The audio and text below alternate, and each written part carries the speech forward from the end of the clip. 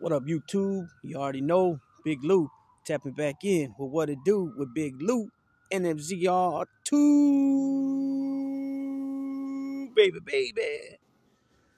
So if it's the first time you're coming to the channel, it's highly appreciated if you sub, like, and share the channel with your family, friends, folks, people, gente, buddies, pals, amigos, amicos, and like us, Puerto Ricanos, Boricuas say panas, right? Um, So as you can tell from that thumbnail, there's four individuals in jail garb, right? They're all in red, so that means they are level 8 inmates at the San Joaquin County Jail, which is the highest custody. You're in the hole, but not only are because you can still be in orange and be in the hole, which would be level 7, or it might be level 8 and level 9, but I believe if I remember correctly, it's level 7 and then level 8 is the red. If I'm incorrect, then it's level 8 is still orange and level 9 is red, but I think it's 7 and 8, and 8's the red. So what that means is that you can't come out your cell. You have to get fully shackled, belly chains, and leg irons. When you're just in the hole as a level 7, the custody level underneath the red, you just cuff up in front. And every to the visiting room, to the yard, to the shower, you're cuffed up in the front when you're the level underneath red. What are you eating now? You're always finding something and eating it. Dang it. Tan bark. She likes eating tan bark. She likes eating sticks. So anyways, this story right here is pretty close to me. And I'll explain why. So one day I'm in prison. It's 2008. I believe it was 2008. It could have been the very beginning of 09, but I don't think it was 09. I think it was 08, because after looking at the articles, it's 2009 and they were already starting court. So I'm pretty sure it was 2008. Anyways, I'm in the day room in the Northern Latino black side of the day room and the others, right? And I'm looking up at the TV. I'm standing there and I'm seeing somebody. He's a cop. He's a cop, and he's the public, the public relations officer, the one that talks about cases, the one that's got the good gift of gab, that gets out there and speaks and does a good job at speaking, right? The public relations, I think they call the officer. And so this cop's talking. He's a black dude. I don't really recognize him, but I recognize the name. And I recognize the name because, like I said, he's the public relations officer. So when I used to see things in the newspaper, he'd be the one that would talk, and they would put his name, Officer so-and-so of the Tracy PD said this and that, right? So I recognized his name. But I never knew what he looked like. I didn't know he was a black dude, right? So anyways, I'm looking, and I started recognizing the building to the side of him. And it was the police department, right? So I'm listening, and they were telling a story of a kid that jumped over a wall, over like an 8-foot wall, it wasn't just a regular wall. It's like a concrete wall, like a good wall to keep people out, right? And on the other side of so there was houses on that side, and then on the other side of the wall was a parking lot that went to what was called the racquetball club back then. Now it's called In Shape City. And it's a big club. They got 10 tennis courts. They got an outdoor pool, an indoor pool. They got saunas. They got racquetball courts. They got basketball courts, a bunch of different weight rooms, free weights, machine weights. I mean, you name it, they got it. And it's a big facility, right? So anyways, what happened was the guy's explaining, the public relations officer is explaining what happened that led up to the arrests in this case. And so what he says is that this kid, Kyle Ramirez, and at the time they didn't say his name, he was a minor, but later on we found out, it came out he was Kyle Ramirez, and what was going on was he got over this 8-foot concrete wall and ran into the In Shape City, the gym, 24-hour gym. Oh no, it's not a 24-hour. It stays open late, I think midnight. And what happened was he ran inside and he yelled and told them he needed help. So what happens when the cops get involved, he tells them that he's supposed to be in custody of his aunt. That's the black lady in the picture. I don't know if she's Latino or if she's black and was married to a Latino, but her last name is Ramirez as well. And that's supposed to be his aunt, and she's supposed to be the guardian of the kid. Okay, but he was living with these people, the shoemakers. Okay, well now when I'm looking at these papers, the lady was down in the paper as shoemaker as well as her husband, but now it says Lau, Lau, or I don't know how you pronounce that, but originally the newspaper called them the shoemakers, right? Or Schumacher. I don't know. It might be Schumacher or Schumacher. Um, and then you see Tony Waiters, Anthony Waiters, the black dude. Okay, now the reason I said this is close to home is because me and Tony Waiters went to high school together, and I used to kick it with. I used to at lunchtime. I used to ride with him and go to lunch when we were in high school. And I used to, I used to kick it with him a little bit. What's up? This and that through the halls, but I used to ride with him to lunch. You know what I'm saying? I've been in this dude's car. I knew who his brother was. I remember when his father passed away. It was tough on the family. He was coaching football at the time of this arrest, and all of a sudden he gets busted. And this kid says that because they live right next door to Tony Waiters, the Waiters residence, where his mother lived, and he lived there with. I don't know if his brother still lived there, but the father passed away. So I know Tony lived there and his mom lived there, and it's a nice big house on the corner, and the house next door was the house of the Schumachers, and the kid was living there. And so this kid, Kyle Ramirez, tells the cops that Tony Waiters used to come on over and torture him and beat him and all that, and they used to keep him chained up under the stairwell. All this shit came out, right? So like I said, Ramirez, the aunt, was supposed to be the guardian. For some reason, she gave the kid to the Schumachers and allowed him to live there with them. And they started torturing him and beating him and things like that. And then I don't know how in hell, the neighbor Tony ended up getting involved as far as like what made the Schumachers feel it was okay and safe to tell Tony Waiters that they were beating and torturing this kid. And what was, man, I don't know. It's disturbing even thinking about this right now, or even talking about it, but definitely thinking about it right now because I know this dude personally.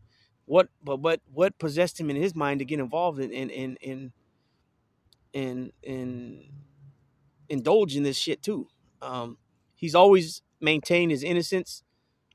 He went up for parole recently and he was denied, and a lot of people came out to speak, against him in behalf of Kyle Ramirez.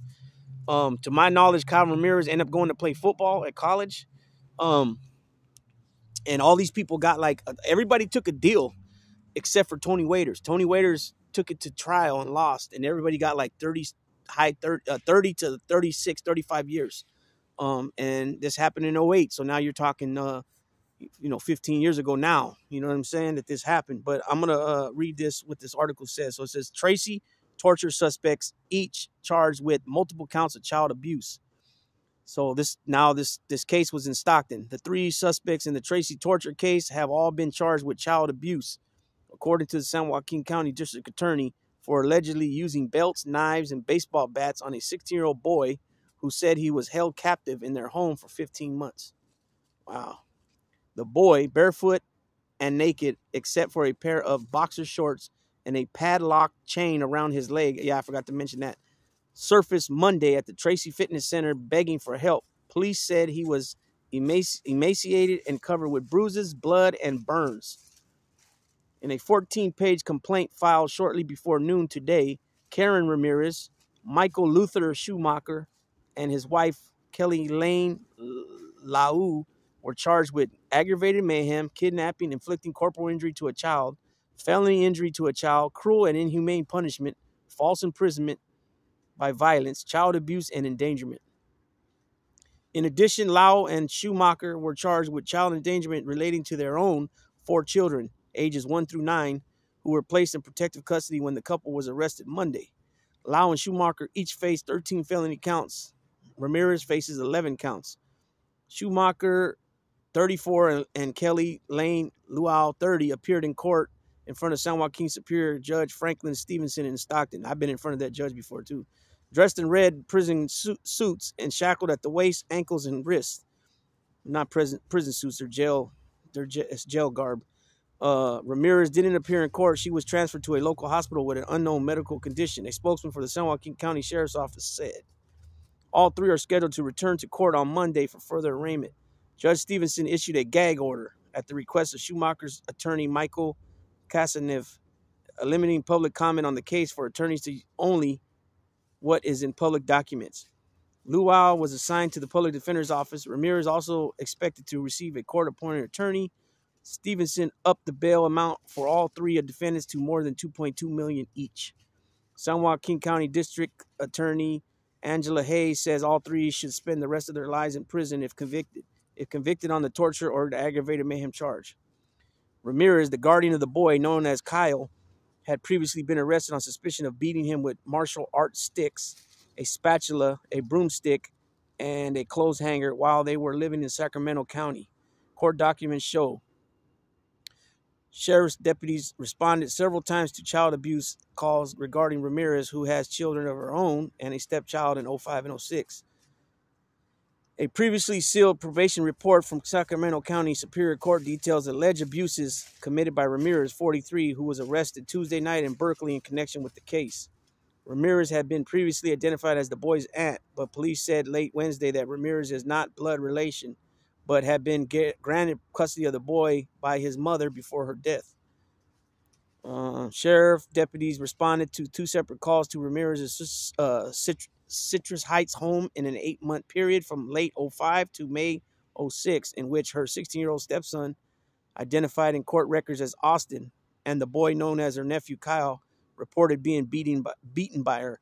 Kyle, the boy discovered in Tracy, had been abused by his father and placed in the care of Ramirez by Children's Protective Services in Sacramento County, said Matt Robinson, a spokesman for the city of Tracy. Now, Matt Robinson is the cop that I told you.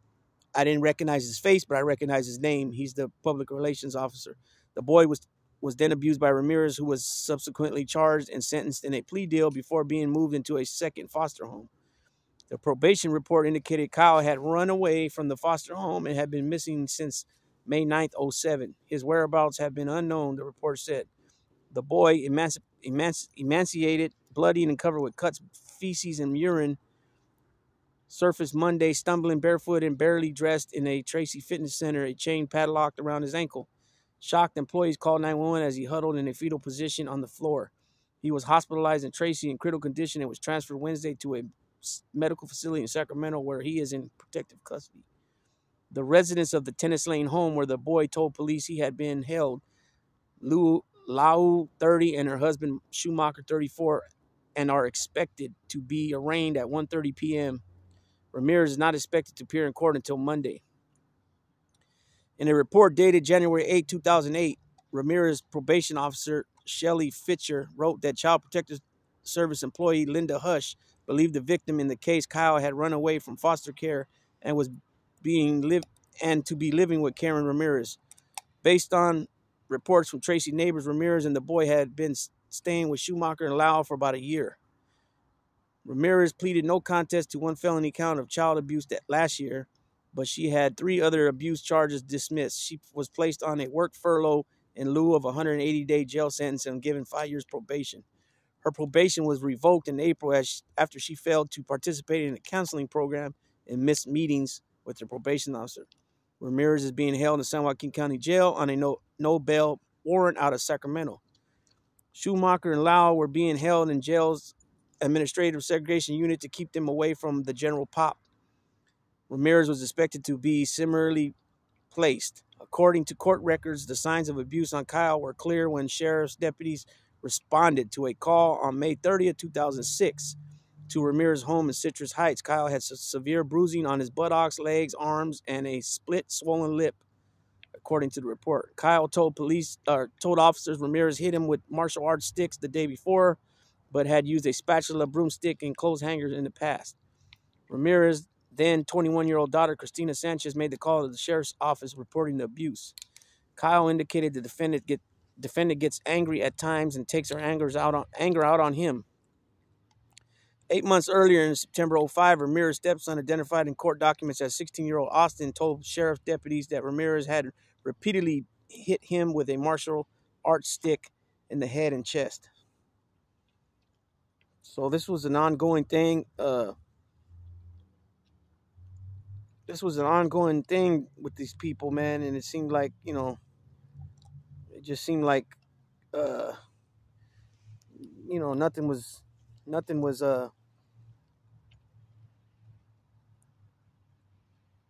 it just seems like nothing was. I don't see how this lady should have went to prison for that. You know what I'm saying? Just straight up. Because if I would, most people would have got thrown under the fucking jailhouse. If that happened. Let me give you a little. Let me give you a little background on this here now. So Anthony Waiters. Anthony Waiters convicted in torture of Tracy Teen to wait parole decision. So he went up for parole on Tuesday, August 16, 2022.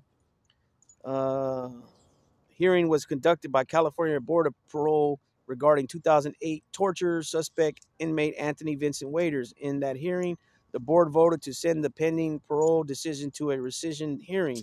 This hearing will determine if inmate Waiters will be released on parole or continue his incarceration. We would like to thank those community members who wrote letters opposing the release of this heartless torturer. We remain hopeful that Waiters will continue to receive room and board in state prison, not in our community. So I'm pretty sure that I'm going to say this before I continue reading. Like I mentioned earlier, he's always obtained his innocence. So when you go in front of the board, even if you are innocent but you were convicted, they don't want to hear that shit. So if you say, "Oh, I didn't do it, I'm innocent," they're going to deny your ass. But the fact that they sent it to a recession hearing, I don't know what that was about. So let me read on. Parole eligibility will be determined later this year for Anthony Waiters, the man convicted of torturing a Tracy Teen chained to a fireplace at a home on Tracy Lane and Tennis Lane. Excuse me. This was after Governor Newsom requested the California Parole Board review their March decision of granting Waiters a parole. Oh, so they granted him parole. Previous coverage: man convicted in torture of Tracy Teen could be released on parole. On August 16, a hearing was held in Sacramento. In that hearing, the board voted to send the pending parole decision to a rescission hearing, a Tracy Police Department Facebook post said. For a year, the then 16-year-old Kyle Ramirez was chained to a fireplace, beaten, cut, burned at Schumacher's home before he escaped. Okay. Those are all some of the same details. The fact that Tony Waiters is even being considered for parole is a travesty of justice. There is a desperate need to ensure punishment fits the crime. Deputy District Attorney Angela Hayes, who prosecuted the case, said in a statement, Kyle faced horrific circumstances and to this day carries the physical and mental scars inflicted by inmate Waiters. The system in place to protect and place children in safe homes failed Kyle once. Allowing Anthony Waiters parole would only fail Kyle again. On August 9th, the Tracy Police Department, who investigated Ramirez's case in the San Joaquin County District Attorney's Office, held a news conference opposing Waiters' parole. In 2010, Waiters was sentenced to 11 years and 8 months for a bulk of charges, plus 7 years to life. Oh, I wasn't aware of that. Okay. So, yeah. So what happened? So this is how it works. You go to the parole board. If they find you suitable for parole, then the governor's office has so long to either allow it or to oppose it. And the governor can stop it. Even if the parole board says, yeah, he deserves to get released or she deserves to get released, the governor's office can review it, review all the reports from the parole board, and then they can deny it, which I've seen many people get denied after being found suitable. So he was given 7 to life, 11 years plus 7 to life. So that's still a life sentence. That's still an L on there. Normally, the way it used to be was if you had an L. So if you had, a 7 to life is an old law. And then they got 15 to life, they got 25 to life, and then they got anything above that because of special circumstances. A lot of times, if there was a weapon involved, like a knife, they'll give you 1 year. They'll give you like say 15 to life plus 1 year for the knife, or 25 years plus 1 year for the knife. If you have a gun, it could be 15 years plus 5 years for the gun, or 25 years plus 5 years for the gun, making it 20 years to life or 30 years to life. But there's numbers, astronomical numbers up to, 244 years to life, all kinds of different things. Then those are all special circumstances and things such. So, he was obviously denied by Governor Newsom. And, this was what he was doing because obviously he was convicted. So there was some type of evidence, I just don't understand what possessed this guy to get involved with something like this. When the guy that I know, I would never think he would do something like that. But that just goes to show you, man, you can't, you're not always correct on how you think people are behind closed doors, And he was, like I said, he was working as a football coach or a baseball coach when this happened. It was he was coaching kids, when he was arrested. So it's just weird to me. And that, you know what? And there's another guy that I went to school with for even younger age than with Tony, and he went to prison for some weird shit with his wife's kids, girlfriend's kids, or something, and they gave him like 20 years, and he should be getting out now. He went down, I think, in '01, so he's getting out now, any day, or he's just got out in the last year or so. So you can never, like I said, you can never be for sure about what people do behind closed doors, and this is a perfect example right here. Um, but yeah, so that's who these people are in the red suits. Again, the black dude is Anthony Waiters, who I went to school with. The black lady is Karen Ramirez, who was supposed to be the kid's aunt, but no blood relation.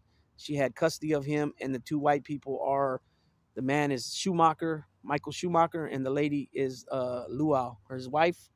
And they all were arrested, and I believe they were all given 30 some years. I think Tony Waiters was the only one that went to trial, and he lost in trial. They all pled out to plea deals and were given 30 some years. So they don't even have half of that down. Like I said, it's happened 15 years ago. So they got about 15 years in. They were all given like 34, 35, 36 years. So they still got about, I don't know, you figure that would be 20 years without good time, work time. They're doing 85% violent crime. So you figure they're only going to get off maybe 2-3 years out of their term. So they got a good 20, they got about a good 17, 18 years to go. And Tony Waiters was the only one that took it to trial, lost, and was given 11 years and then plus 7 to life. So with that being said, this is Big Lou going to tap on out. This is just a little story of that, that I was personally, attached to as far as one of the guys involved, because I knew him from school. But there's a couple more stories I'm going to be doing around this area. One channel did a story already on one of the guys, but I'm going to go more in depth because I know a friend of his that grew up with him. That's my homeboy. And don't really want to spill the beans, but you guys will see when I get to it. And there's some other stories I'm going to talk about as well. That being said, Big Lou tapping out. Wish everybody a good night.